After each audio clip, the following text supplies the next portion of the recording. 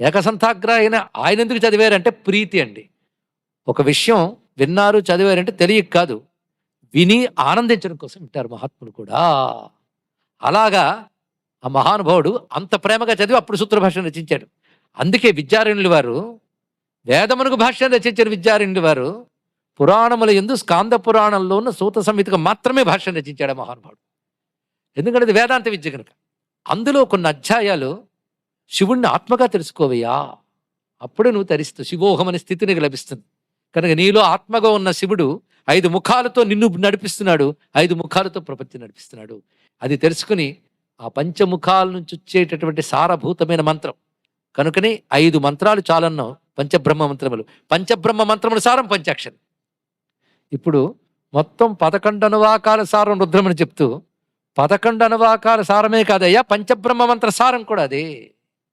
కనుక సజ్జోజాతాది మంత్రములు ఒక్కడు చాలు అనుకున్నాం, దాని సారం పంచాక్షరి దొరికిపోయింది. మనం తరించాలి అంటే ఎన్ని అవకాశాలు ఉన్నాయో చూడండి. అంటే మొత్తం రుద్రమంతా ఏకరువు పెట్టలేకపోయినా పంచాక్షరి మంత్రం జపం చేస్తే చాలు సిద్ధి పొందిపోతాం. మొత్తం రుద్రం యొక్క సారం ఉందిలో ఉంది అని చెప్తున్నాడు. అలాంటి పంచాక్షర రుద్రుల గురించి చెప్తూ సజ్జోజాతం ఇది చెప్పబడుతుంది. మహీ పూష రమా బ్రహ్మ త్రివృత్సవర ఋగ్వేదో గార్హపత్యం మంత్రా సప్తస్వరాస్తథా వర్ణం పీతం క్రియాశక్తి సర్వాభీష్ట ఫలప్రదం. ఉపనిషత్తులోకి మనం ప్రవేశిస్తున్నాం.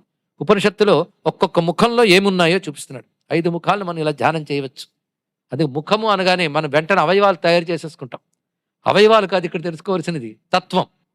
ఒక్కొక్క ఆకారం తత్వం చెప్తుంది. అందుకే భగవద్ ఆకారం అంటే తత్వాన్ని తెలియజేస్తుంది. అందుకే సద్గురువులు, మా గురువులు శివానందమూర్తి గారు ఒక మాట చెప్పారు, హిందువులు విగ్రహారాధకులు కాదు తత్వారాధకులు అన్నారు. విగ్రహంలో ఒక్కొక్కడు ఒక్కొక్క తత్వాన్ని చెప్తుంది. నీకైతే కన్ను ఈశ్వరుడు కన్ను దర్శన శక్తి, నీకైతే చెవి ఈశ్వరుడి చెవి శ్రవణ శక్తి. అది అందులో ఉన్న విషయం. ఇది తెలిసి విగ్రహాన్ని పరిశీలించాలి, తత్వంతో తెలుసుకోవాలి. అది ఈశ్వరుడు ముఖములు అనగానే తత్వములు, ఇందాక చెప్పిన వీటన్నిటికీ అవి సంకేతములు.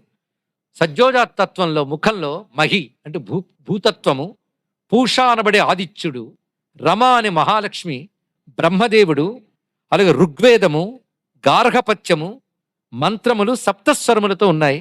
అలాగే పీతవర్ణంతో ఇది ఉన్నది, క్రియాశక్తి అందులో ఉన్నది.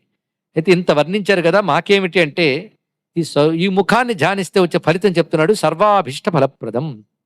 దేన్ని? సజ్జోజాతం. అంటే పూజాక్రమంలో మనం పశ్చిమ భక్తుల నుంచి వస్తున్నాం కనుక ఇది సరిపోయింది. అఘోర ముఖం, ఇందాక సజ్జోజాత ముఖంలో ఏ భూతం చెప్పబడిందండి? భూతం అంటే పంచభూతాల్లో, జాగ్రత్త విన్నారు. మహి, మహి అంటే భూమి.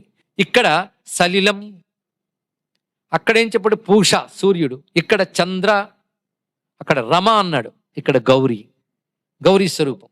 అదేవిధంగా వేద ద్వితీయకం, 2వ వేదం ఇందులో కనబడుతున్నది. నీరదాభం, మేఘంలా ఉన్నది.